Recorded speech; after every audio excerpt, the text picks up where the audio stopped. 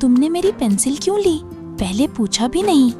क्योंकि तुम हमेशा लेट देते हो। मैं तुमसे बात ही नहीं करूँगा। मुझे भी तुमसे बात करने का कोई शौक नहीं। रोजा सिर्फ खाने से रोकने का नाम नहीं होता बच्चों। मैं छोड़ो, मैं कुछ नहीं कहता। मैं भी शायद थोड़ा ज्यादा बोल गई थी।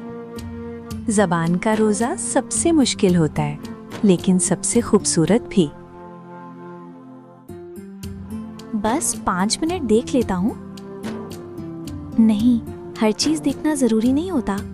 अगर हम अपनी आंखों को कंट्रोल कर लें तो दिल भी कंट्रोल में रहता है ना।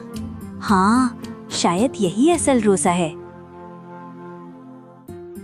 चलो इस बच्चे के पास बैठते हैं, अकेला लग रहा है। हाँ, किसी का ख्याल करना भी सदका होता है। Thanks.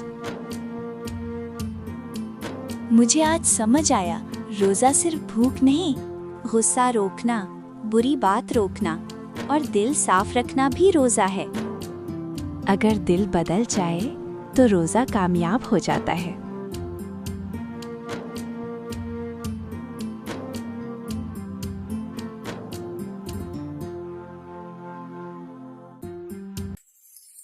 Hello kids, fun every day.